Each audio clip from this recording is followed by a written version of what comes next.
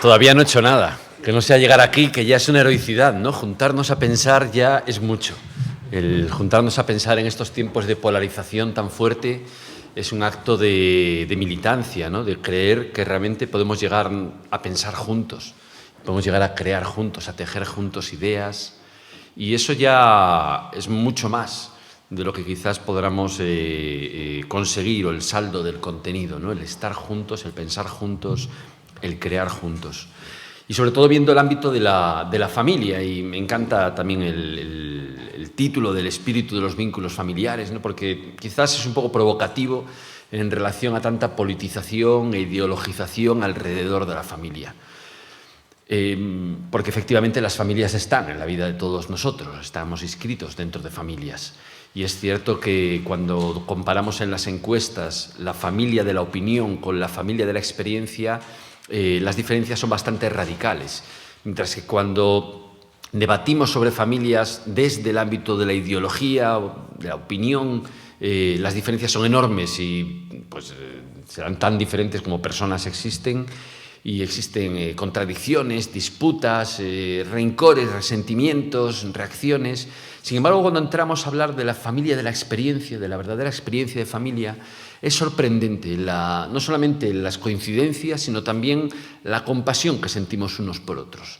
Y por una parte nos encontramos esta gran dispersión en el ámbito de la familia, quizás menos importancia de la familia en el ámbito público, pero por otra parte en literatura en los últimos 10 años es cuando más se ha publicado sobre el padre. Ha habido un montón de novelas sobre el padre, novelas que profundizan en el ámbito de la familia. Es decir, la familia continúa siendo realmente algo que está dentro, en las entrañas de nuestra propia vida. Pero quizás para poder llegar a ello necesitamos justificar un poco la idea de espíritu, porque espíritu de los vínculos familiares, bueno, pues es un término, el de espíritu, que no está en el orden del día, ¿no? Más allá de algunas referencias casi artísticas. Claro, cuando hablamos de espíritu, ¿de qué hablamos? Es la singularidad que se relaciona en el tiempo, ¿no? Es nuestra singularidad que se relaciona en el tiempo. Dicho de otra forma, es el movimiento de nuestro alguien genuino, el alguien que somos, genuino, moviéndose, ¿no? Lo cual implica, primero, que existe un alguien, que es mucho más allá que un yo. Es mucho más que un yo, mucho más de lo que podemos pronunciar como yo, a lo que llega en mi conciencia de esto soy yo. Implica no solo mi cuerpo, sino también mis vínculos, imaginaciones, creaciones, mi mundo onírico, los sentimientos, las acciones, sean queridas o no, ¿no? Forman parte de ese alguien, un alguien post-egoico, podríamos decir, un alguien que es mucho más que lo que yo pueda afirmar sobre mí mismo. Y esto impacta bastante sobre la cuestión de la identidad, el yo reducido a la identidad. El yo es mucho más que la identidad, el alguien es mucho más que la identidad. Cuando hablamos de seres espirituales nos referimos a no reducirnos al relato del yo, ¿no? Sino ser capaces de asumir en toda su fuerza ese alguien que somos. En segundo lugar, que es que realmente hay algo que es singular en nosotros, ¿no? Independientemente de toda la carga de estandarizaciones, de copias, de imitaciones, de anonimatos, hay un alguien auténtico, genuino, que buscamos y que descubrimos y que es lo que se mueve en el tiempo. Y en tercer lugar, que se relaciona en el tiempo, porque el tiempo es una forma de relacionarnos con la eternidad, es una forma de relacionarnos con los otros, atraviesa el tiempo. Claro, cuando hablamos del espíritu de las cosas, nos referimos a los alguien implicados, y cuando hablamos de los vínculos familiares nos referimos a esos alguienes que están implicados ahí. Y nos lleva más allá de las formas, más allá de las ideologías, más allá de incluso del discurso sobre la cuestión, sino que nos hace profundizar en el espíritu, en lo genuino que ocurre ahí, en un encuentro con la realidad de lo que ocurre ahí. La espiritualidad es la relación inmediata con la realidad, la relación con la realidad pura. Y eso es algo que nos ocurre permanentemente. Por mucho que Kant nos diga que siempre nos relacionamos a través de patrones culturales, el dolor nos llega en primer lugar no como idea, nos llega como dolor, como impacto. Nuestra carne, hay una parte que está mediada, que imaginamos sobre ella, que somos más altos, más bajos, más grandes, más pequeños, pero estamos en ella, es prereflexivo, es precultural. Y la espiritualidad es esa relación con la realidad, esa relación inmediata con la realidad. Claro, nosotros lo hacemos también guiados en parte por patrones culturales. Y lo que media entre lo cultural y lo espiritual es la sabiduría. Nosotros las experiencias que tenemos con la realidad les vamos dando lenguaje, les vamos dando palabras en la medida que podemos. Vamos sacando palabras de ella para llamar a eso que nos está ocurriendo, a esa realidad que palpo. Y esas palabras van generando cultura. Esos patrones que son más fijos, que son guías, expectativas formadas, y esa realidad móvil que sigue operando continuamente, es mediada por la sabiduría. Somos sabios cuando no aplicamos las reglas absolutamente sobre la realidad, reduciéndola. Somos sabios cuando somos capaces de dar nombre también a esa realidad, informe esa realidad con la que yo me relaciono directamente. Y esto es tremendamente importante en los vínculos familiares, porque todos nos damos cuenta de que por mucho que cuando somos jóvenes o en la adolescencia, al final de la adolescencia, nosotros empaquetemos el tema de familia, lo empaquetemos y digamos, bueno, este paquete queda aquí, mi padre queda aquí, todo el mundo tiene su posición. Bien sabemos que cuando vamos creciendo en edad, los vínculos familiares vuelven con todo lo que tienen, vuelven con toda su realidad, con toda su fuerza y todas sus bendiciones, con todas sus heridas también, y vamos dándoles vueltas y vamos profundizando en ellos, vamos comprendiendo mejor lo que fueron nuestros padres conforme vamos creciendo en edad, conforme tenemos la edad que ellos tenían, cuando nos hacemos más mayores que ellos y nos parecemos más jóvenes de lo que ellos nos parecían a esas edades.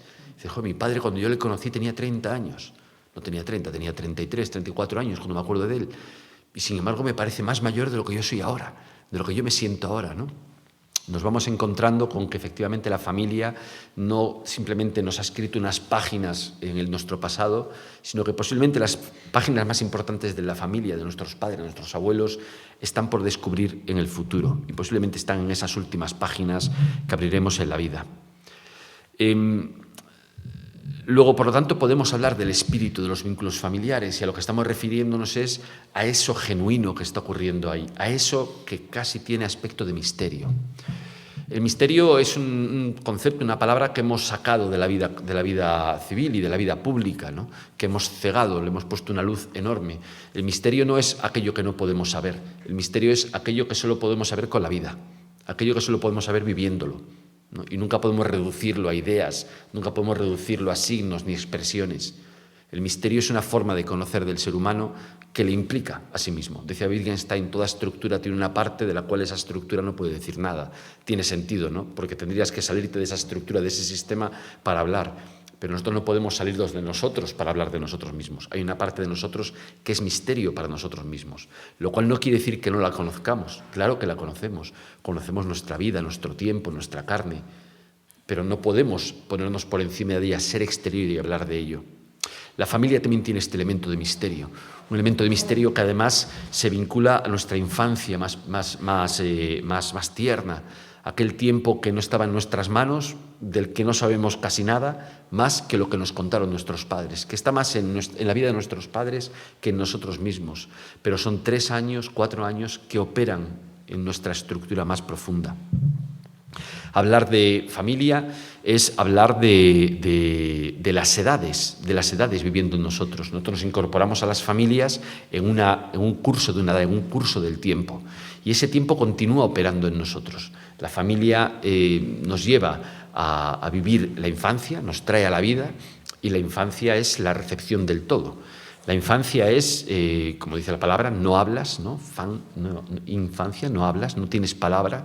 Y eso no quiere decir que seas mudo, sino que eres nada para poder acogerlo todo. Eres nada para poder acogerlo todo. Y la infancia termina cuando conoces la muerte, cuando conoces que las cosas tienen límite, cuando tu cuerpo crece y empiezas a chocar con él. El estado de infancia es tremendamente importante porque es cuando nosotros recibimos toda la impronta, cuando nuestra familia escribe en nosotros y somos páginas en blanco prácticamente, absorbemos todo como papel secante. Y la infancia no pasa, no es algo que simplemente quede atrás, sino que continúa operando en nosotros. Al final de la infancia nosotros nos centramos en la etapa de la adolescencia. Tenemos una identidad como niños, sabemos algo de nosotros mismos y sin embargo lo que sentimos y lo que vivimos es que esa identidad infantil se desajusta de nuestro cuerpo, se desajusta de un crecimiento abrupto, disruptivo, que nos lleva a ser dos personas diferentes. Por una parte, un niño que tiene responsabilidades limitadas porque acaba de saber que puede matar. Por otra parte, que puede hacer el bien y el mal, que puede hacer llorar a sus padres, ¿no? Que sus actos tienen responsabilidades, tienen consecuencias tremendamente importantes y él es plenamente responsable de ello. Es decir, conoce la muerte, conoce el límite, conoce su impacto sobre ello, conoce que las cosas terminan y que él puede terminarlas y que él puede ser determinante en ello. Pero por otra parte, esa identidad de niño, esa inocencia que quiere conservar, ese mundo en el cual él no tenía bien ni mal, coincide con un ser que empieza a ser mucho mayor, que es capaz de trabajar, que es capaz de reproducirse, que es alto, que es fuerte, que da miedo, que le cambia la voz. Y la adolescencia es el itinerario en el cual integramos las dos cosas. Y nuestros padres nos ofrecen, y el entorno y la sociedad nos ofrece ceremonias, rituales para poder integrarnos. Esto es muy claro en los pueblos de diferentes etapas históricas, es menos claro ahora. Es como si hubiera habido una desritualización de la adolescencia. Los adolescentes hoy en día tienen más complicado hacer esa integración, porque tienen que integrar lo que eran y lo que son. Ese proceso de integración termina efectivamente cuando el sujeto se siente no solamente potente, no solamente que tiene fuerzas, sino cuando se da cuenta que no es omnipotente. Cuando lo integra, cuando asume sus fuerzas, sus responsabilidades, con conciencia de que fracasa también, con conciencia de que es vulnerable. Y entonces empieza la etapa de la juventud. Claro, esa etapa de la adolescencia es una etapa tremendamente intensa, urgente, rápida, emocionalmente muy cargada, muy galvanizada, conflictiva, ¿no? El chaval no sabe hacia dónde va. Cuando éramos adolescentes no sabíamos hacia dónde íbamos, caminábamos en diferentes direcciones, es contradictoria, llena de incertidumbre, redefiniendo las relaciones absolutamente, refundando un mundo de vinculaciones también, en contraste con lo que tus padres y tu familia creía de ti y tanto cuanto eso no se ajusta a tus nuevos poderes, a tus nuevas capacidades. Y la juventud consiste en la ocupación de todos los espacios, en la primera participación de todo. Digo esto porque es verdad que la familia es la que nos constituye como personas, es la gran constituidora de personas, la gran fábrica de personas, y que lo hace precisamente, fundamentalmente, a través de estas tres estructuras, la de infancia, adolescencia y juventud. Etapas que no quedan atrás, sino que quedan adentro. Cada vez que nosotros queremos dar un salto, un cambio radical en nuestra vida, por diversas razones, porque queremos cambiar de vida o porque ha impactado en nosotros un hecho que nos desajusta y que nos hace dar cuenta de que necesitamos ser otros para poder vivirlo, nos hacemos niños, es decir, nos callamos totalmente. Hacemos silencio en el monólogo interior, hacemos silencio en lo que hemos aprendido, desaprendemos para poder reaprender otra cosa. Y tanto cuanto nosotros somos capaces de hacernos otra vez niños, es decir, aprendices, receptores absolutos de lo que ocurre, tanto cuanto somos capaces de callar y de escuchar, así vamos a cambiar, así renacemos. Pero la adolescencia también ocurre en lo político, ¿no? Es decir, de repente descubrimos nuestras responsabilidades en el mundo a través del consumo, del medio ambiente, de la política, del voto, de la economía, de nuestra vida cívica. ¿Cuántos papeles sociales tenemos que no somos capaces de integrar en nuestra vida? Tenemos el poder del voto, el poder de la compra, el poder de la protesta, el poder de la participación. Y sin embargo, generalmente los tenemos estancados. Mucha gente no los activa en la vida. Y posiblemente la revolución es esto. Las revoluciones son cuando el pueblo, cuando mucha gente incorpora esas responsabilidades y toma la voz, y toma participación, integra de nuevo quien era con los poderes que se da cuenta que tienen. Y siempre sucede de una forma parecida, sentimentalmente intensa, urgente, crucial, viendo cada momento como decisivo, excesivo incluso, excesivo. Y quizás necesitamos aprender de los adolescentes. Nosotros maldecimos el tiempo de los adolescentes. Dios mío, adolescentes, son un peligro, ¿no? Y sin embargo, más bien deberíamos hacer un elogio de la adolescencia, porque nosotros necesitamos recuperar esas estructuras de adolescencia para poder integrarnos, para poder ser capaces de incrementar, de hacer mucho más ancho quiénes somos. Y finalmente la juventud, ¿no? Estamos entrando continuamente en primerear, como dice el Papa Francisco, en entrar como si fuera la primera vez en muchos sitios. ser capaces de ver con ojos nuevos las cosas, ser capaces de entrar de una forma genuina, no de una forma estandarizada. Por eso es tremendamente importante este espíritu de las edades, este espíritu de la recreación familiar, que está continuamente en nosotros movilizando nuestro niño interior, nuestro adolescente que lucha por integrar el sueño y lo que es, ¿no? Y la juventud que busca espacios donde entrar primero, donde volver a creer, donde ver con ojos nuevos. Cada generación no tiene que enfrentarse al 100% a toda la vida. Aprende muchas cosas de antes. Hay cosas que nosotros no necesitamos reinventar, sino que el progreso nos va legando un itinerario, una herencia, un patrimonio de la humanidad, un patrimonio sapiencial de la humanidad, técnico, ilustrativo, artístico, estético, que nosotros vamos aprendiendo, no necesitamos hacer desde cero todo. Pero también es verdad que cada generación tiene que hacer historia con mayúscula. Hay cosas que no puedes ahorrarle a la siguiente generación. Hay cosas que tiene que hacer esa generación. Tiene que redescubrir el significado de ciertas cosas, como la democracia. Evidentemente, una generación lega a la siguiente instituciones democráticas, pero la propia generación tiene que hacerse demócrata. No es algo automático. Y bien lo sabemos, ¿no?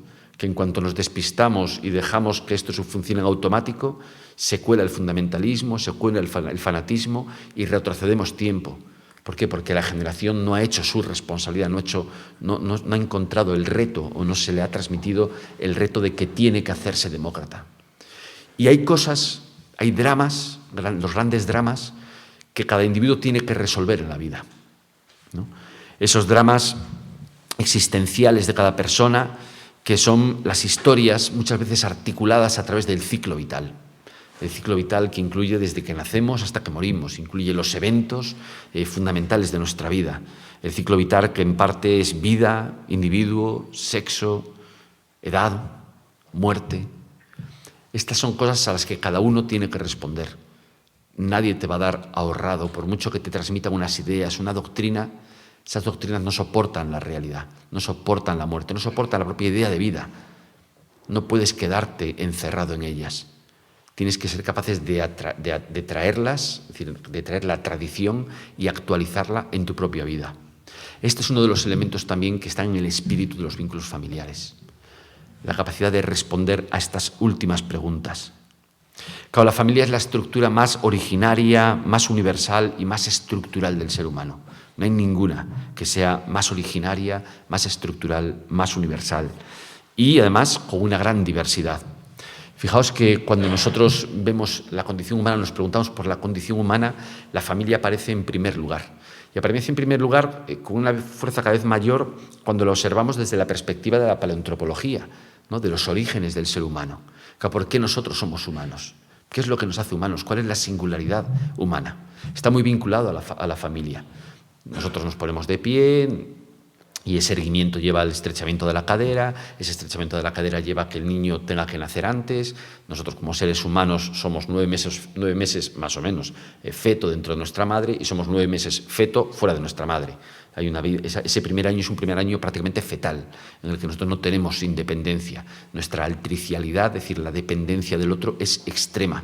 Y durante ese tiempo a nosotros se nos transmite todo absolutamente a través del amor, a través de la relación, a través del vínculo. De un vínculo que no solamente es con nuestra madre, porque el estrechamiento de la cadera también conllevó a una revolución de la sexualidad. Nuestra sexualidad no está hecha para reproducir, si no tendríamos celo. Nosotros no tenemos celo, no está hecho para reproducir, está hecho para comunicar, está hecho para vincular.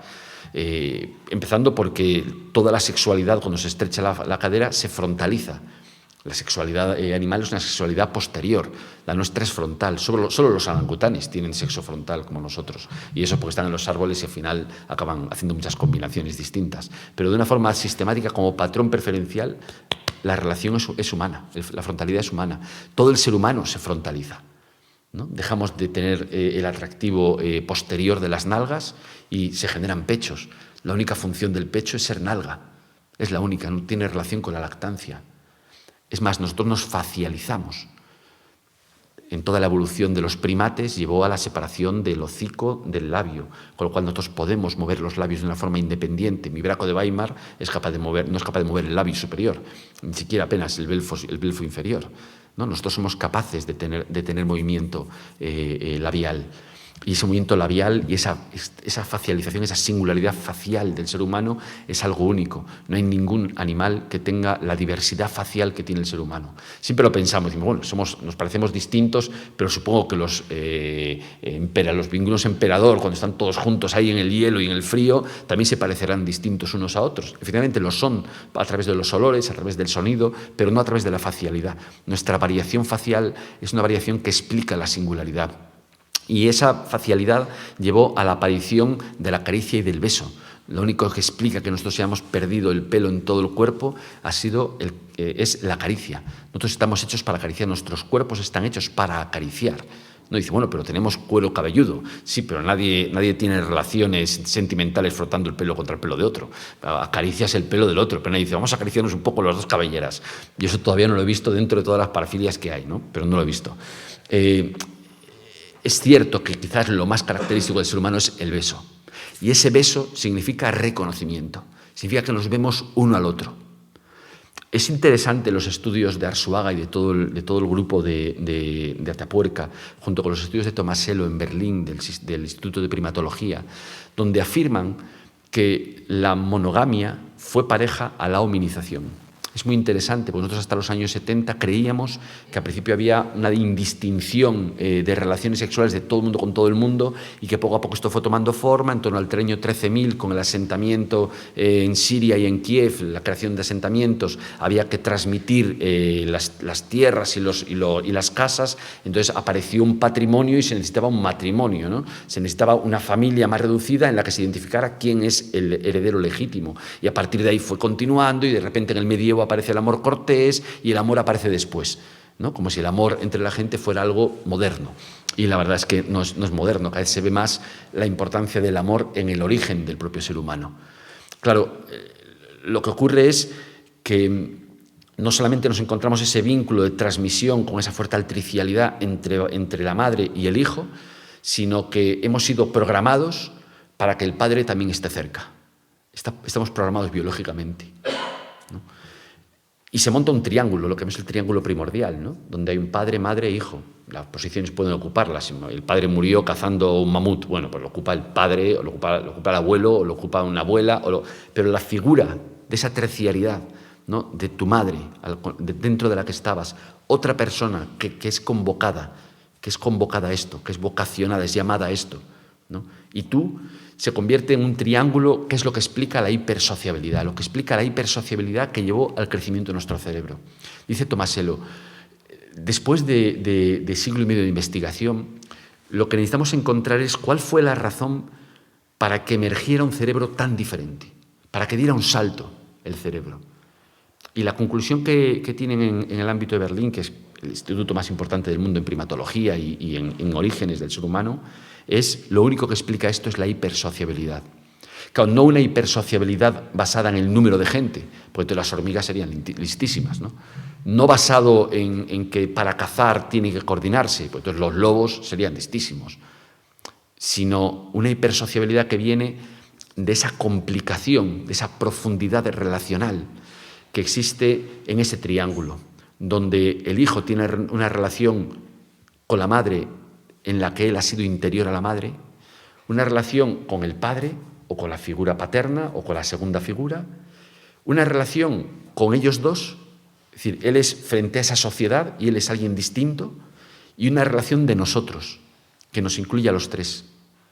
Ya solo pensar en la profundidad que a lo largo de la historia y en la complicación que a lo largo de la historia tiene la relación con madres y padres, y cómo a lo largo de nuestra historia personal nosotros, por mucho que saquemos, por mucho que escribamos y pensemos, la relación paterno-materno-filial, es decir, la relación parental-filial, continúa siendo un misterio y cada vez mayor y cada vez más asombroso, ¿no?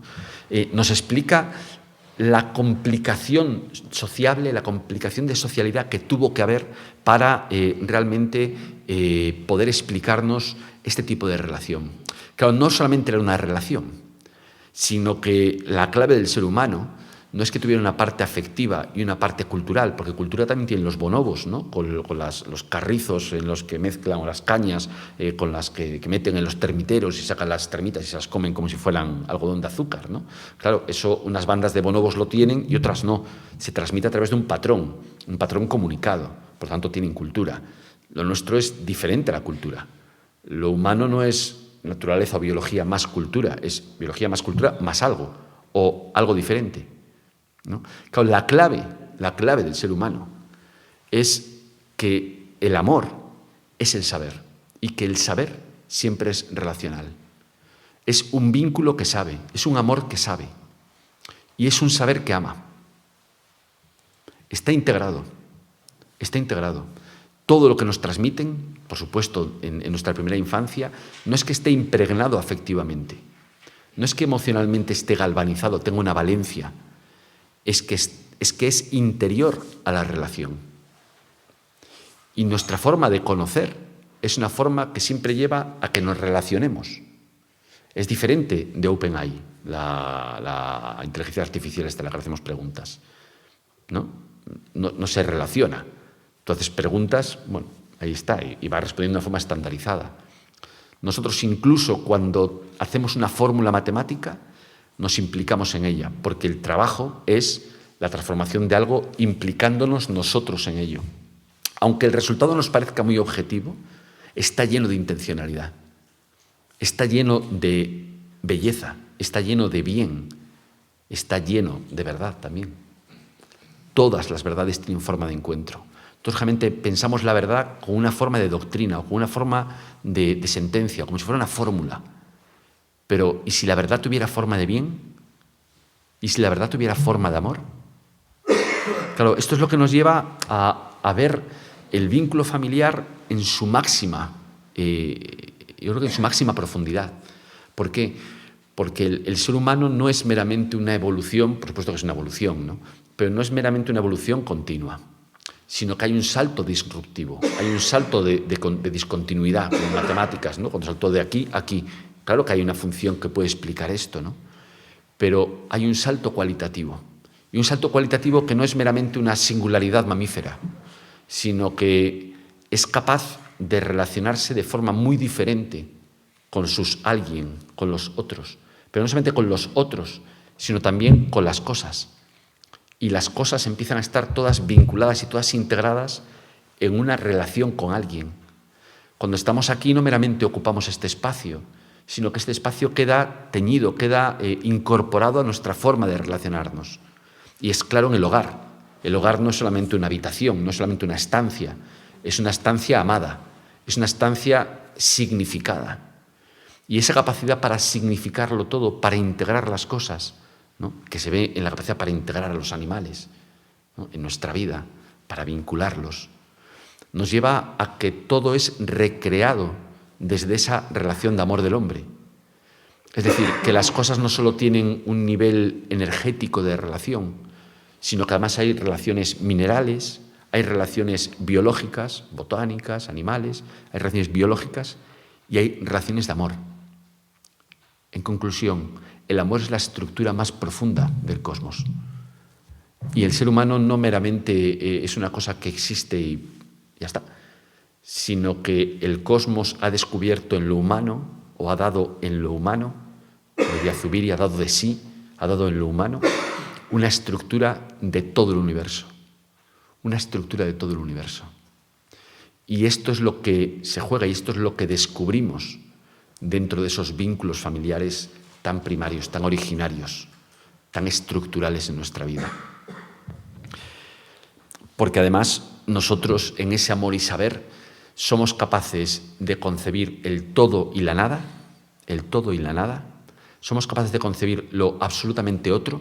Lo interesante no es si Dios existe o no, lo más impresionante es que seamos capaces de pensar lo Dios. O sea, que un ser fugaz, limitado, sea capaz de pensar lo eterno y lo ilimitado, ¿no? Es como un objeto imposible. Es como un objeto imposible. Y a la vez también tiene un punto de angustia, ¿no? Como decía el romanticismo, tiene un punto de angustia, de tortura, de decir, cómo el hombre limitado es capaz de pensar lo ilimitado. ¿no? Le desborda absolutamente, se siente desbordado continuamente. Esto es importante porque el amor, que es esa estructura más profunda del universo, nos pone ante una paradoja, ¿no? Y que se vive especialmente dentro de la evolución de la familia, dentro de esa experiencia, de esa hipersociabilidad de la familia, que trae tres paradojas muy claras, tres paradojas o contradicciones, pero paradojas. Una primera paradoja es la vida y la muerte, ¿no? Claro, nosotros en la familia lo que vivimos es que para que el otro viva, nosotros morimos.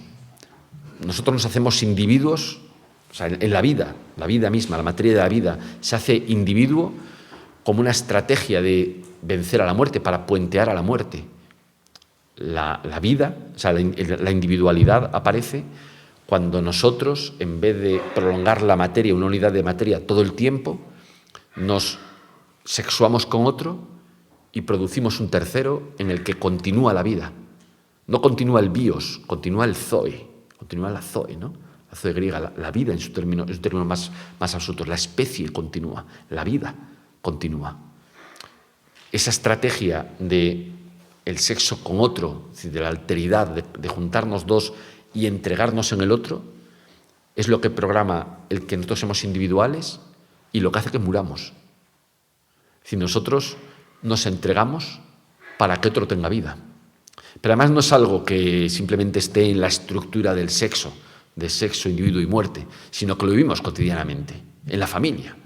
En la familia estamos continuamente entregándonos, continuamente disponiendo, exponiendo nuestra vida a los demás, continuamente dando. Y se produce ese efecto Mateo. Cuanto más damos, más tenemos. Y cuanto más guardamos y más reservamos y más tenemos y más nos reservamos para nosotros, menos somos y menos vivimos. Y esto es una paradoja enorme, porque tienes que entregarte, tienes que darte, tienes que desprenderte, a fin de cuentas dejar a la libertad del otro para poder ser y para poder tener. Y fijaos que no es magia, no es desde el orden de la magia. La magia es cuando tú obligas a alguien, en este caso a una divinidad o a alguien que no controlas, le obligas a través de un contrato. Partiendo un ala de murciélago y mezclándolo con robles o flores nacidas a la luz de la luna, si lo mezclo y le doy 8 vueltas y canto el Kumbaya, resulta que va a aparecer esto. Esto es la magia, ¿no? A través de un truco, esto ocurre. En nuestra donación no es así. Nosotros nos donamos, nosotros nos damos sin poder controlar qué se nos da a cambio. Nosotros nos damos a la siguiente generación, entregamos nuestra vida, nos reproducimos, nos fecundamos, reproducimos y entregamos a la siguiente generación sin que la otra generación esté obligada a nada. Son absolutamente libres. Es más, cuanto más libre es, ¿no?, más vida tiene. Esta es una primera paradoja que resolvemos a través de la confianza. Y es un salto, la fe es un salto, la confianza es un salto. Tú confías en tus hijos. Pero realmente los que son padres dicen confiamos mucho, ¿no? Porque realmente pones tu vida en sus manos. Yo me acuerdo que estando en Boston en el 2013, mi hijo tenía 13, 14 años, tenía 14 años, y yo estaba sentado en la cama y tal, y me iba a acostar, y estaba sentado en la cama, y de repente viene y me coge y me abraza, ¿no? Me dice, ¿qué tal estás? Y yo, bien, ¿qué le pasa a este? Bien, estoy bien. Me dice, venga, acuéstate. Y entonces me cogió en peso y me acostó, y me tendió y me tapó. Y dice, cuando seas mayor, yo haré esto. Y me quedé diciendo, este chaval, ¿de dónde ha salido? Es decir, ¿quién le ha enseñado estas cosas, ¿no? Pero es verdad que de repente sientes el estar en tus manos, estar en las manos del otro, ¿no? En la que solo puedes entregar lo más importante que tienes, ¿no? Que es tu espíritu, tu movimiento, tu tiempo, ¿no? Hay una segunda paradoja tremendamente importante, que es el dolor y la alegría. Y esto también ocurre. Yo creo que muy pronto sintieron esto, ¿no? Claro, la primera, la de vida y muerte, la paradoja en la familia dio lugar a, en las relaciones, pero especialmente en la familia, dio lugar a la primera institución, que es el tabú del incesto, ¿no? Para poder fortalecernos como grupo, tenemos que dar a nuestra hija o nuestro hijo a otro grupo e intercambiar. El dolor que le produciría a cualquiera que estuviera en esos momentos viviendo en las inmediaciones de Altamira es exactamente la misma que teníamos nosotros. Es decir, el sacrificio de Ifigenia le costó a Agamenón lo mismo que nos costaría a nosotros o a un fanático, ¿no? Pero no había un gran salto en lo que es la experiencia profunda, ¿no? Y eso es lo que nos enseña el drama, la tragedia griega, que realmente es algo que no era mecánico, sino que le costó y arrastró a toda la familia y a la civilización prácticamente, ¿no? El crimen de Agamenón. Pero sería bastante similar, ¿no? Cuando tú crías 2, 3, 4, 5, 6, 7, 8 hijos, te han muerto 6 o te han muerto tal, te quedan 4, te quedan 3, y a tu hija la casas o la intercambias con otra y de allí viene otra persona, viene otra hija, ¿no? Ese dar a tu hija, ¿no? Reproduce esa primera paradoja. Para poder generar más, para poder crear más potencia, para poder desarrollarnos, para poder ser sostenibles, necesitamos separarnos, necesitamos dar, ¿no? Dar. Y no sabes qué va a pasar con eso. No es magia tampoco, es una relación, es una alianza con otro grupo. Esas relaciones eran continuas. Y eso nos lleva a algo que está muy dentro de nuestras relaciones familiares, ¿no? La relación entre el dolor y la alegría, que es otro segundo paradoja, ¿no? Saber que detrás del dolor hay una esperanza. Mi padre falleció el 7 de octubre pasado. Y le decía a Armando, y puedo decirlo ahora porque lo pensé hace un par de semanas, y falleció alegre mi padre. Porque estábamos ahí en el hospital, pasamos 3 semanas en el hospital y en cierto momento, nosotros somos una familia muy cantarina, y entonces empezamos a cantar alrededor de él, mis hermanos, mi madre y yo, ¿no? Empezamos a cantar canciones gallegas, mi padre, somos de Vigo, el himno gallego, El día que me quieras. Me puse a bailar, ¿no? También pues empecé a bailar y estábamos en la habitación, si hubieran entrado nos hubieran detenido, nos hubieran puesto algo, ¿no? Pero empezamos a bailar juntos y él estaba exultante, decía, estoy contentísimo, estoy muy contento, estoy contentísimo. Y me quedaron grabadas estas palabras, estoy muy contento, estoy contentísimo. No, fíjate qué sencillo. Pero mi padre murió alegre, es cierto, la alegría profunda, ¿no? La alegría profunda, pero a veces también el dolor. Y cuando nosotros pensamos en nuestros padres, pensamos en la gente que llevamos en la mochila con nosotros, ¿no? En nuestros muertos, como decimos en Galicia, piensas en tus muertos, en nuestros muertos, te da dolor, pero también sientes gratitud, y la gratitud supera el dolor. Y esta mezcla de dolor y de alegría es tremendamente misteriosa, y se resuelve por la esperanza. Y la última estructura, la última paradoja, es la de la comunión y libertad. Es curiosa y es la principal fuente de debate, de conflicto entre las familias, o cuando hablamos de familia, ¿no? Claro, la familia es una comunión, porque tú has sido interior a tu madre, porque tu padre es interior a ti, ¿no? Tu padre es interior a ti, su ADN está dentro de ti, y por lo tanto la familia está totalmente junta. Es imposible estar más juntos. Y quizás hemos profundizado poco en la sociología del embarazo, ¿no? Que está en nosotros y que sigue operando en nosotros toda nuestra vida, tanto como hijos como madres, sigue operando en nuestra vida. Pero lo cierto es que en la familia se produce algo muy curioso, y es que cuanto más unido estás, más libre eres, porque más sabes quién eres.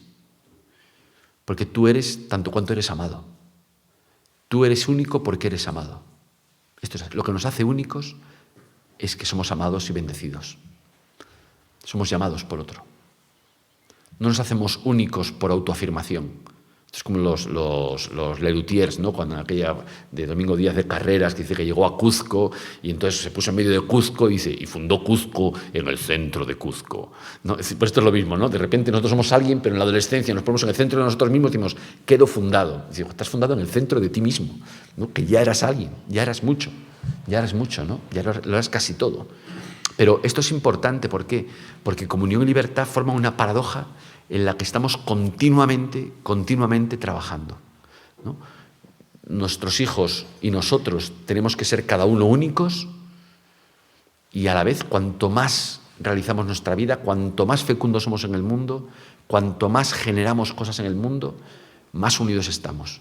Las familias unidas no son aquellas que permanecen todas juntas en un mismo lugar, son las familias incestuosas. El incesto lleva al cerramiento. La familia está abierta.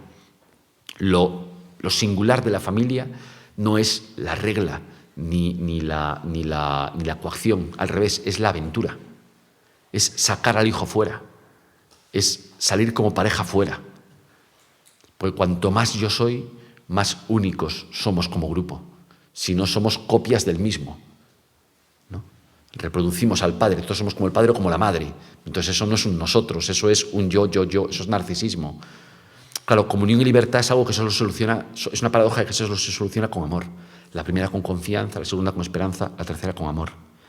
Esto sucede en un contexto en el que sufrimos una gran desvinculación desde hace 30 años.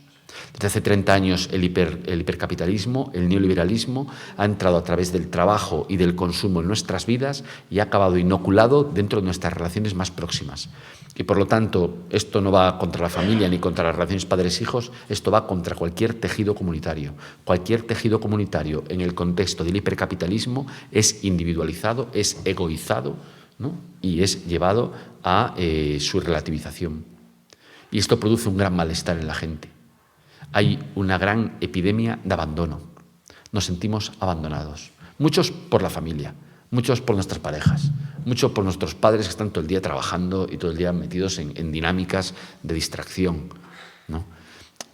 Abandonados también por la sociedad, una sociedad en la cual nos han prometido un mundo nuevo, tecnológico, con Google, de redes, ¿no? En la que nos realizábamos todos con todos, pero de repente nos dimos cuenta que quien estaba gestionando las redes no era un filántropo que estaba creando una nueva plaza para todos, sino que era un hipercapitalista que estaba buscando un modelo de negocio superior al de cualquiera, para explotarnos más que cualquiera.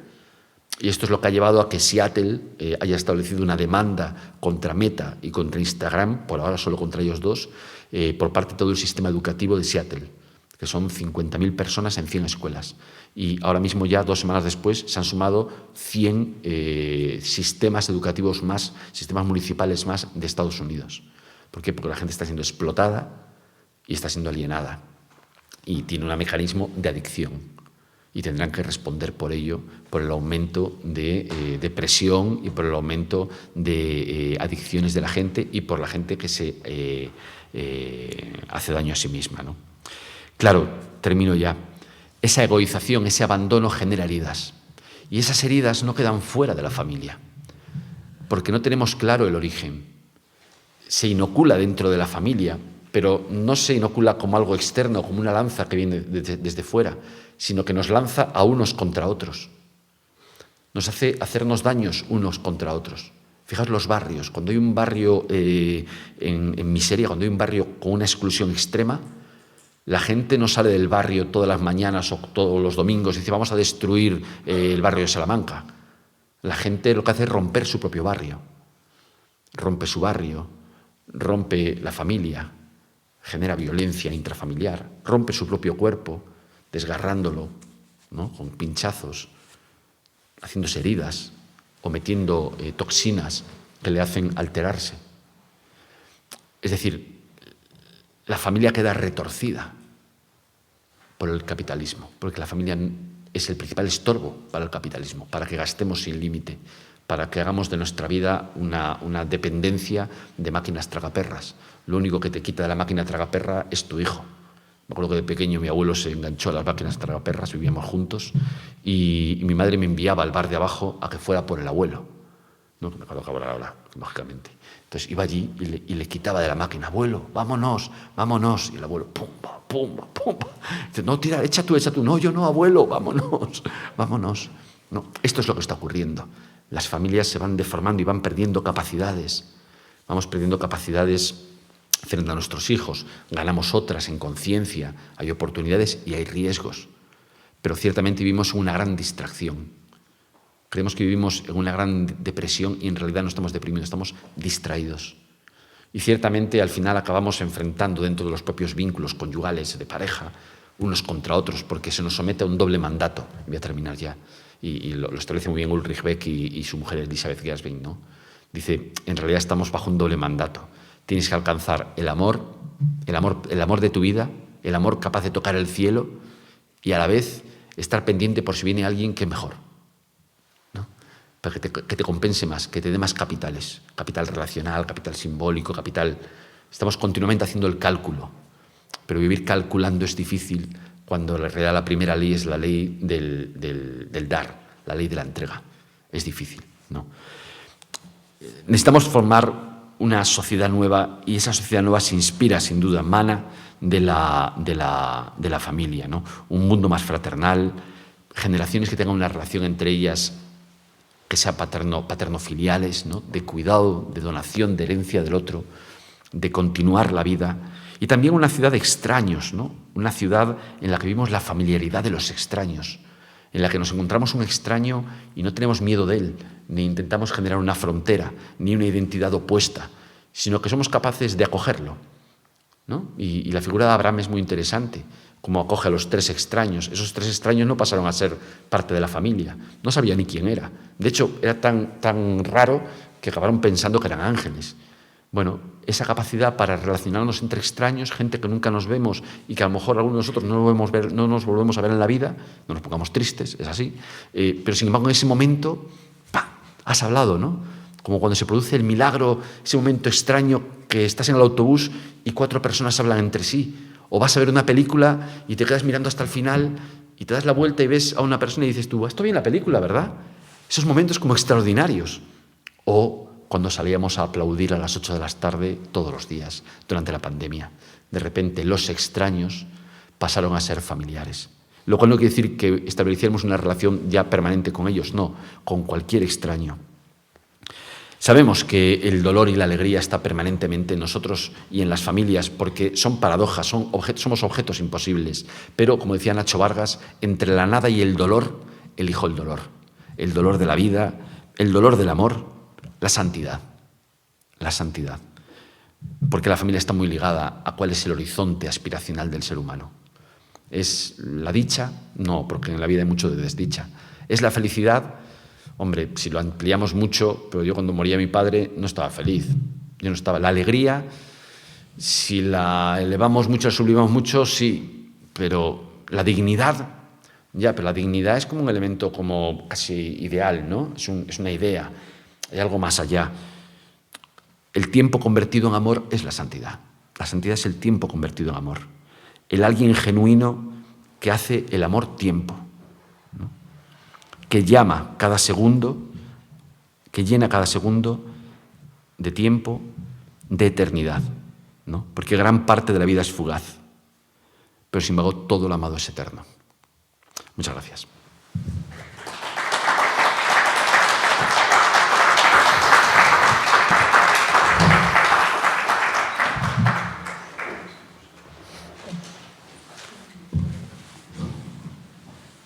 Bueno, gracias Fernando por todo lo que nos has aportado. Yo creo que había tantas ideas, tantas sugerencias. La verdad es que era una conferencia muy rica en matices.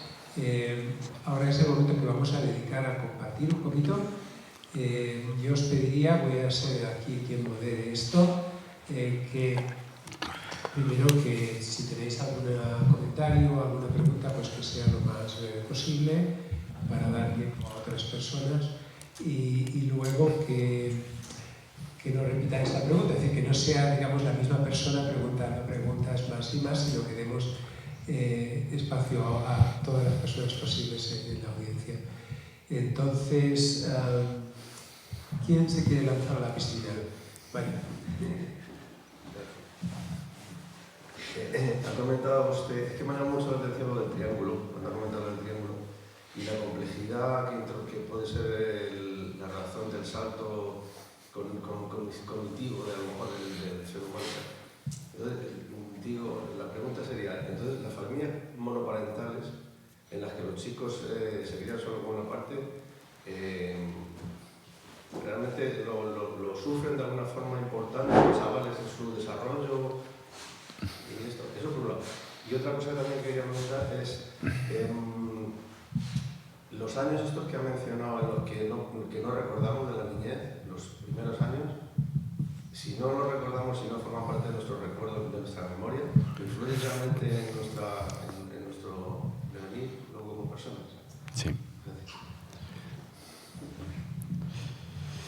Sí, bueno, la estructura de la vida es una estructura de la vida establecida, ¿no? Y en la cual se mueve toda la vida, todo lo bio se mueve ahí.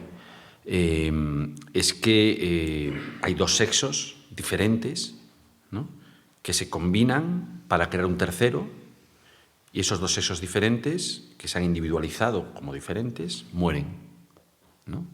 Entonces, esa es una estructura que está no inscrita en el ser humano, está inscrita en todos los seres vivos y está en nuestra memoria y en nuestra estructura. Entonces, yo sí creo que en una familia monoparental hay una pregunta por el otro, ¿no? Porque no es la familia monoparental, o sea, la procreación nunca es monoparental.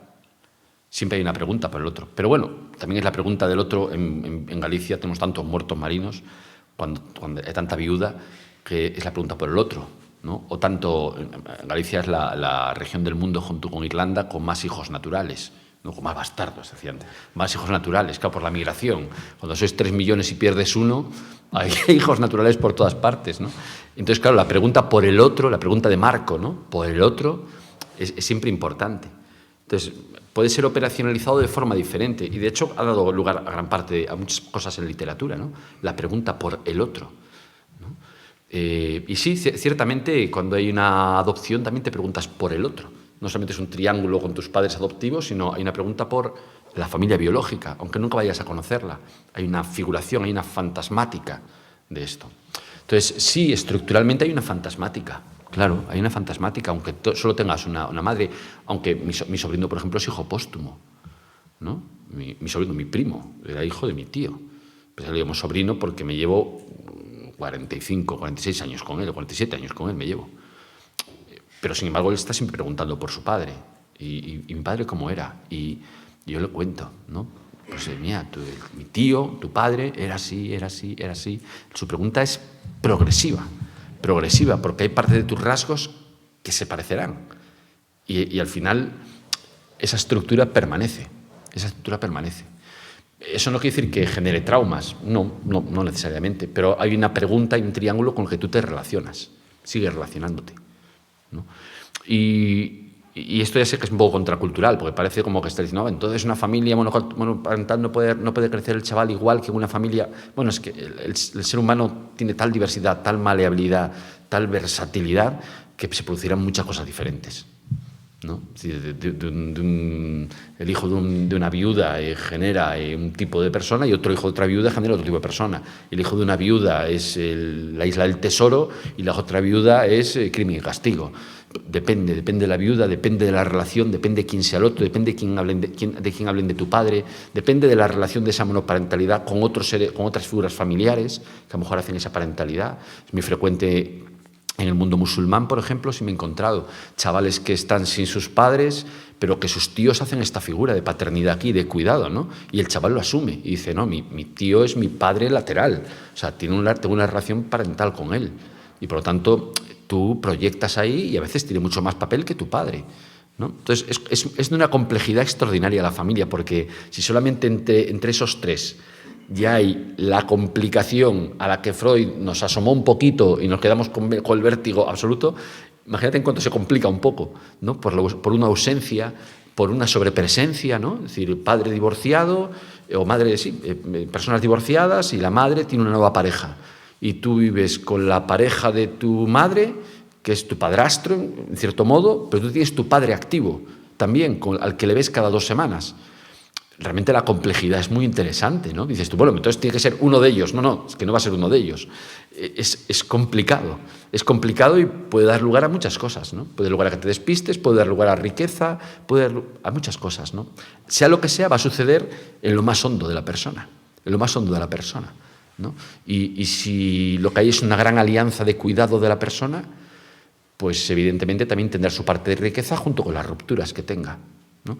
Y la segunda, sí, claro, sí, o sea, genera una huella, una impronta en nosotros enorme, porque yo creo que es interesante esto de los 2-3 primeros años, porque incluso nosotros nos hacemos la idea de que sí, yo tengo un primer recuerdo pero frecuentemente es la foto, o una foto que tuviste, que te has metido dentro de la foto, la amplías y te crees que has estado ahí. Yo tengo una foto cuando tenía 2 años que estaba en la cocina de la primera casa en la que vivieron mis padres.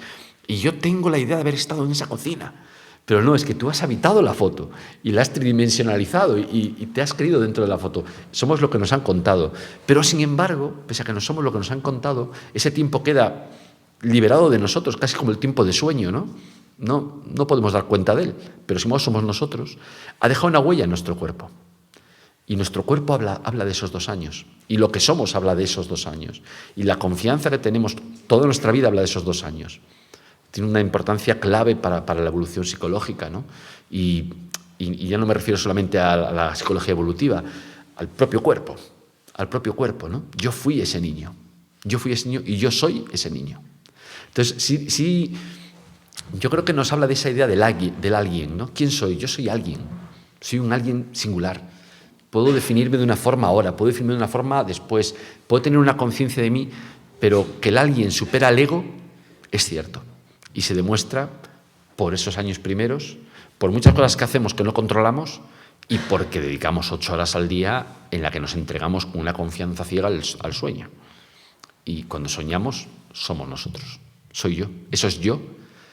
Y claro, esto va en contra de qué. Yo creo que esto va o nos llama a revisar esta idea hiperautonómica, ¿no? Más bien solipsista del ego.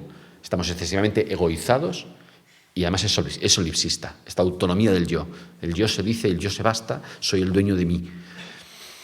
Pues va a ser que no, Somos agua el 90% de nuestro cuerpo y somos otros el 90% de nuestra vida.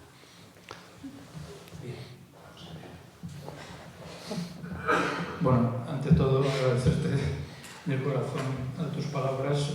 Me has hecho pensar en las mismas palabras desde otras perspectivas, ¿no? Y por ahí va una de mis primeras preguntas. Has hablado del amor y lo has relacionado pues, con el saber, con la relación. Has dicho que era la estructura más profunda del cosmos. ¿Podrías hablarnos más de lo que tú consideras que es el amor? ¿Qué cualidades, qué perspectivas le ves? Esa sería mi primera pregunta. Y la segunda, me ha parecido entender que, claro, vinculabas un sistema económico, en este caso el capitalismo, como un desgajador de la familia, de los vínculos familiares. Y yo te pregunto, ¿y al revés eso también ocurre? Es decir, fortaleciendo o como sea, vínculos familiares, ¿podemos cambiar un sistema económico? Sí, gracias. Sí, sin duda, ¿no? Sin duda. El capitalismo no solamente es que desgaje la familia, o sea, que desmorone la familia, es que desmorona la vecindad, desmorona los grupos de amigos, desmorona los compañeros. ¿No? Si tú preguntas ahora a chavales de 30 años quiénes son sus compañeros, y a veces no lo sabe, ¿no? Más del 60% de los chicos, de los jóvenes, no saben el nombre de ningún vecino. En una encuesta que hicimos hace 2 años. No saben el nombre de ninguno de sus vecinos, ¿no? Yo podría decir casi todos, yo creo que todos los vecinos míos de los 14 pisos de mi casa cuando era pequeño. Y puedo decirte los nombres de los compañeros de trabajo de mi padre. Alfonso, Moisés, Manuel. Alfonso, Moisés, Manuel. Los 3 compañeros de trabajo de mi padre. Los míos son más variados. ¿Por qué? Porque el capitalismo nos está llevando a una variabilidad y una flexibilidad que es fantástica para poder hacer organizaciones mucho más enfocadas en la misión y, por lo tanto, que estén todo el tiempo adaptándose. Pero, por otra parte, aquí hay algo que no tiene que ver con la adaptación ni con cumplir mejor la misión. Tiene que ver con el puro capitalismo de gente que no vive en este mundo, que vive en el metaverso, ¿no? Que vive en las Islas Caimán y que no van a pagar impuestos aquí. Recorría, hoy venía en la prensa, hay una foto, ¿no?, de una furgoneta en la que parecía Bezos riendo y decir, a ver si podéis hacer que pague impuestos. A ver si podéis hacer que pague impuestos. ¿No? Pues proporcionalmente pagan menos impuestos que yo, que cualquiera de los que estamos aquí. Pagan menos impuestos de los que estamos aquí. Entonces, es interesante porque toda esta nueva promesa de este mundo que nos venía de Twitter, de Facebook, de Google, lo que ha demostrado es que nos han prometido algo que no han cumplido, que nosotros hemos puesto todo el entusiasmo eufórico en esto y que ahora mismo están pasando una factura tremenda, porque entusiastamente nosotros hemos impulsado una hipercapitalización todavía mayor del planeta, que nos desvincula unos de otros, que no es sostenible, que destruye el planeta, que esto no tiene nada que ver con el trabajo, que es que somos incapaces de transmitir a nuestros hijos la ética laboral. Porque ¿cómo voy a decirle a mi hijo que confíe en esa empresa para desarrollarse a sí mismo? ¿Cómo voy a decírselo? Antes la gente se llamaba Fernando Vidal Fernández Camsa, mi padre. Trabajaba en Camsa. Y el sitio en el que trabajabas era prácticamente tu tercer apellido, cuando no el segundo. Fernando de Camsa. No sé quién de Pegaso. No sé quién del Corte Inglés. No sé quién de... Hoy en día, pues es que estás esperando a ver si la empresa va a amortizar tu puesto de trabajo para irte. Claro, esto genera esto viene de un desenganche sistémico del capital en relación a los proveedores y trabajadores y vuelve en forma de desenganche de los trabajadores frente a la empresa. Entonces, claro, las empresas se asustan porque son incapaces de implicar a sus trabajadores. Está el disengagement. No son capaces de hacer que sus trabajadores se comprometan. Y aparecen fenómenos como la gran renuncia, que es más de un 5% de gente que cada año deja su puesto de trabajo para irse a trabajar solo. Déjame en paz. Entonces, claro, la quiebra y el desmoronamiento sistémico que esto supone es enorme, porque nuestra vida está articulada en gran parte a través de la ética laboral. Aunque trabajes en tu casa y estés dedicado a tus labores o al cuidado de tus padres, de tus hijos, de cocinar ese trabajo sostiene el mundo. Y lo que somos incapaces es de transmitir la ética laboral a nuestros hijos, es decir, cómo entregar su vida a la sociedad. Esto que se decía de quiero devolver a la sociedad lo que ha hecho por mí. Me acuerdo aquí en Salesianos me decía un chaval que había tenido una vida más perra que la una y tenía 16 años solamente y había hecho una experiencia en una empresa, estaba encantado, se había descubierto a sí mismo, había descubierto que le querían y que podía ser apreciado y que valía algo. Y me decía en la entrevista, yo ahora lo que quiero es devolver a la sociedad lo que me ha dado. Y ahí me sonó a novela negra. Es decir, ostras, como devuelva a la sociedad lo que le ha dado, esto va a ser terrible. Quería devolverlo, ¿no? Entonces, sí es cierto. Y lo contrario es así. Cuanto más vínculos generamos entre nosotros, en la familia, en el vecindario, con los pequeños comercios, en el trabajo, ¿no? Comunidades laborales, comunidades de trabajo, comunidades profesionales, más fuerte hacemos la sociedad, más sostenible hacemos la sociedad. Vamos en la dirección de Rifkin, en su último libro, La edad de la resiliencia. Pues aquí el problema no es si crecemos más, el problema es si somos sostenibles. Entonces, sí, la familia es respuesta, por supuesto, y no hay más que verlo en la clase obrera y en el obrerismo del siglo XIX. ¿Dónde estaba la fortaleza? ¿Dónde empezaba a crecer el obrerismo? En la solidaridad de las familias, en las pensiones, en las cajas de resistencias para que unos hicieran huelga y lo pagáramos todos, en las asociaciones de inquilinos, en las escuelas que se abrían para criar a nuestros hijos juntos, en las pensiones, en las mutualidades de entierros, que eso todavía funciona, ¿no? La clase obrera tremendamente familista, porque la familia es primaria, ¿no? Entonces, sí, la familia es una vía para reconstruir nuestra sociedad dentro de la complejidad que hablábamos de la familia. Es decir, que es diversa y a la vez una estructura universal, pero es que es posible las dos cosas.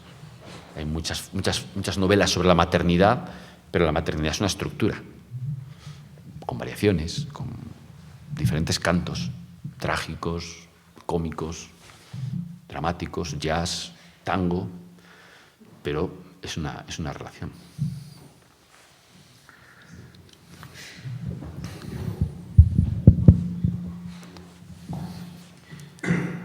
Buenas tardes.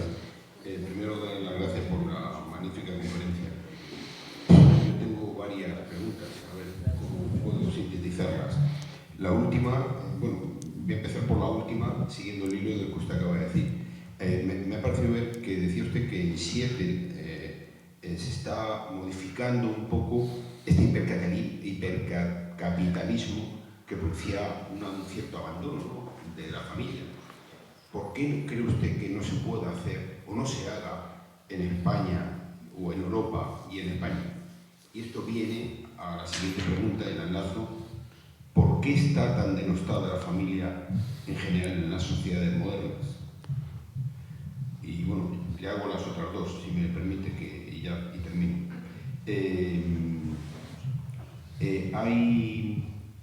Habla usted del proyecto Atapuerca.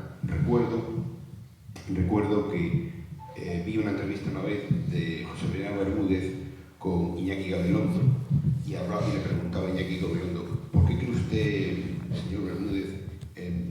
¿qué opina usted de la evolución de la sociedad desde Atapuerca, ¿no? Entonces, él decía una cosa muy interesante y era que él creía que la sociedad había evolucionado muchísimo en tecnología, pero que desde el punto de vista humano estábamos casi en pañales. Y además decía otra cosa muy interesante y que si usted puede aportar información o su punto de vista, o una información, su punto de vista, y que decía que ya el ser humano en aquella época me dio el detalle de que enterraban a los muertos con sus utensilios de trabajo, que ya tenía espiritualidad, que ya creía que el ser humano trascendía.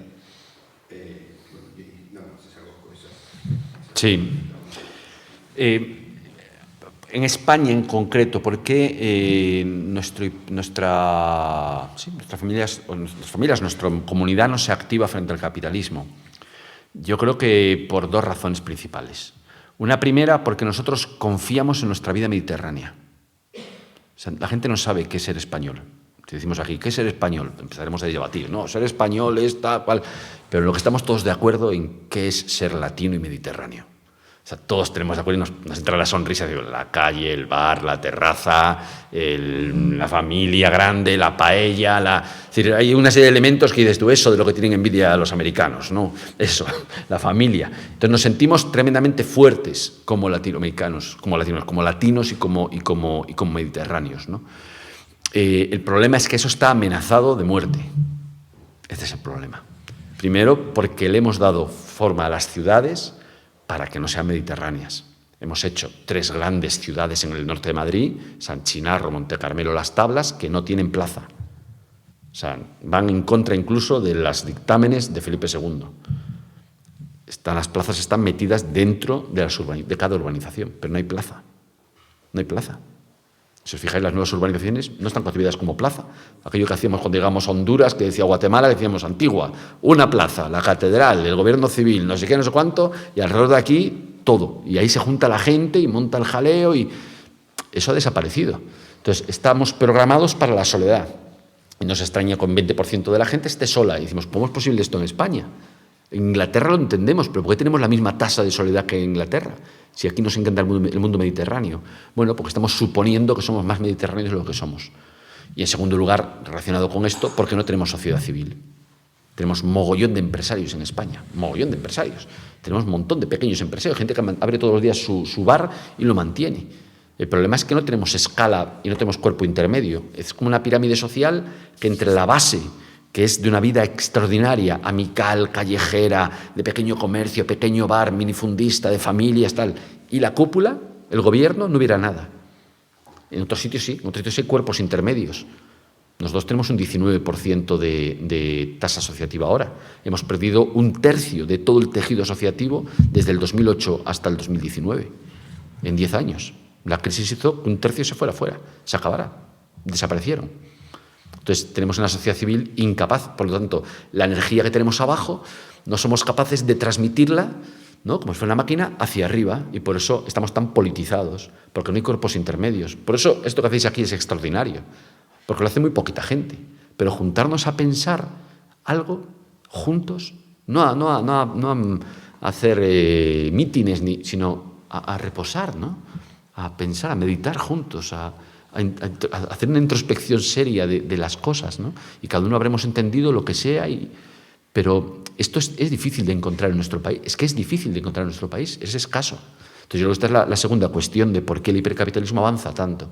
Porque estamos muy alienados, porque estamos confiados en la fuerza mediterránea y porque carecemos de herramientas para esto. La gente quiere cambiar después del COVID. En las encuestas, hicimos una encuesta y la gente decía que quiere cambiar. El problema es que no encuentra medios de reflexión. Tenemos medios de producción, pero no medios de reflexión. Entonces, ¿dónde cambio mi vida? ¿Yo solo en mi cuarto? No, joder, tendré que juntarme con 5 tíos más o con 10 tíos más y decirle, ¿cómo lo vivisteis vosotros? ¿Y cómo podríamos hacerlo? ¿Y qué pensáis? Y yo lo veo así. ¿Y cómo podría yo? Entonces, ¿cómo nos acompañamos unos a otros en esas transformaciones? Y esto no lo tenemos. Por tanto, llamada a la creatividad, ¿no? ¿Por qué está tan denostada la familia? Bueno, yo creo que en España fundamentalmente porque la Iglesia Católica se ha apropiado de ella. Y por tanto, si la Iglesia Católica, el sector más conservador, se apropia de la familia en el mundo, pues evidentemente hay gente que reacciona en contra. Entonces, no es que la gente esté en contra de los padres y las madres y los niños. No estamos en contra de Barrio Sésamo ni estamos en contra de la programación infantil. La gente lo que hace es reaccionar frente a la patrimonialización por parte de cualquiera. Por parte de cualquiera, ¿no? Dice, oye, perdón, esto es de todos. Es que no es que sea de todos, es que esto es universal. Entonces usted no puede decir yo soy el inventor de, o esto es bastante más complicado. Entonces este es un problema de nuestro país, claro, que el tema familiar, siendo tan básico y tan importante para todos, y donde te juegas tu vida, en si tus chicos están bien, si tienes una pareja y amas en la vida, en si eres mayor y estás cuidado por los tuyos, esto es lo que le importa a la gente y donde nos jugamos la vida. Y estamos jugando con la vida. Estamos jugando con la vida a través de esta ideologización absurda. Entonces necesitamos un gran consenso, que es el consenso que se forma en la puerta del hospital o en los pasillos del hospital cuando estás cuidando enfermos y no sabes qué relación tiene uno con el otro, pero es su familia. Es la alianza y el ecumenismo que hay en la escuela infantil entre los niños que llegan en primer año. Ese tipo de nuevo consenso lo necesitamos porque es básico para el bienestar de la gente y no deberíamos dejarlo en manos de los políticos, ¿no? Porque la familia no es un engranaje de la gran sociedad, no. La familia es la fuente de la que sale la sociedad. Es distinto. Es la variable independiente. De donde sale la sociedad es de ahí. Éramos familias que nos unimos para crear comunidades y estados. No son estados que tienen familias en las que se reproduce lo que quiere el Estado. Es al revés, sale de abajo para arriba, ¿no? Y la última, sí hemos evolucionado. Yo creo que tiene mucho que ver con esto. Hemos evolucionado en cosas que podemos transmitir de generación en generación. El problema es cómo preparamos a cada generación para hacerse cargo de lo importante, de lo esencial. Por lo tanto, cómo preparamos a cada persona para hacerse cargo de lo esencial. Es decir, tener que responder, tener que aventurarse y explorar con su propia vida, es decir, en el misterio, cómo puede explorar él y responder al misterio de la muerte, de la vida, de la edad, del sexo, de la historia, del compromiso, de Dios, de lo eterno, de lo que quieras. De lo que quieras. Y cómo somos capaces de transmitir a la generación siguiente que lo más importante es eso, que va a tener que responder él. Que yo no puedo responder por ti. No puedo decirte, la muerte significa esto, tira para adelante, eso ya déjalo. No. O sea, vuelve a él continuamente, nadie puede desterrarlo. Y simplemente fijaos en el cine, ¿no? Fijaos en el cine, comprad la Caimán o comprad el fotogramas o lo que sea, el cuadernos de cine, esto, y ved las películas y leed. Y cuando leéis las películas dices tú, es que hay temas que se siguen repitiendo. O sea, si leemos Caimán hoy y leemos el cuadernos francés, el cahier francés de hace 70 años, hay temas que son universales. Y que trata la pintura, y que trata el cine, y que trata la literatura, y parece que no hemos evolucionado. No es que no hayamos evolucionado, es que cada generación tiene que redescubrirlo y tiene que hacer la aventura. Entonces, engañamos a la gente cuando no les llevamos a que puedan a armarles, a prepararles para responder a esto. Y a transmitirles la sabiduría, la tradición, a fin de cuentas, lo que transportamos, lo que traemos, dárselo como herramienta, decir, mira, esto era así, mira a ver cómo.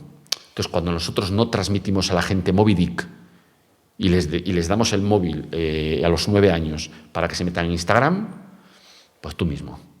Yo creo que alguien que no haga la experiencia de Moby Dick en la sociedad, en la civilización occidental, no sé, se ha perdido algo, ¿eh? Y esto no es un TikTok de 20 segundos de te cuento Moby Dick. Era un tío cojo que resulta que... No. O sea, tienes que meterte dentro, sentirte Ismael que sigue el río para buscar. Cada vez que la vida se me pone difícil, salgo de casa y sigo un río hasta el mar, ¿no? Y luego siente Tahab y siente el golpe ese de la pierna, del colmillo, del marfil de ballena, y siéntelo en la cabeza. Y en Crimen y Castigo, cuando lo leas, despiértate de noche diciendo me carga una vieja. Y siéntete a Raskolnikov, siempre que hagas el mal.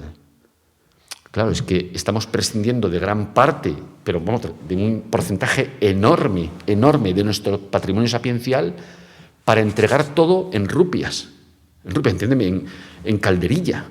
Le damos calderilla, le damos meta, o sea, les damos Facebook, Instagram, Pinterest, para enfrentarse a la vida y a la muerte, al amor y al dolor, a la alegría y a la tristeza. ¡Guau!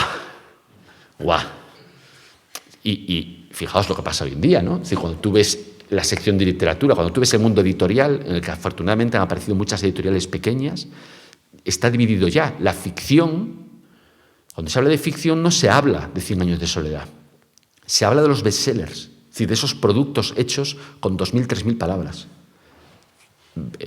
Cien años de soledad es ficción literaria. Eso es ficción literaria, que es otra cosa. Claro, la gente, dices tú, es que la gente ha leído, la gente lee mucho hoy en día, sí. Leen Harry Potter. Harry Potter tiene 1.080.000 palabras. La Biblia tiene 800.000. Cien años de soledad tiene 200.000. Eres capaz de leer 1.000.000 de palabras de Harry Potter, pero eres incapaz de leer un poema de Neruda, de entenderlo. Tenemos un problema de transmisión, porque nos estamos dando las herramientas precisamente para poder evolucionar, porque cada generación tiene que evolucionar, empezar su ciclo y terminarlo. Y la siguiente empezará en el mismo sitio. El sol sale y se pone para todo el mundo. Y todo el mundo tiene que responder al sol que nace y al sol que muere. Y esta es la gran función de la familia. Ser capaz no solamente de dar vida, sino de prepararte para hacer tu ciclo vital.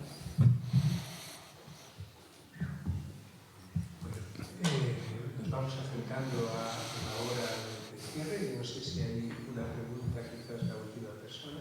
¿Sí?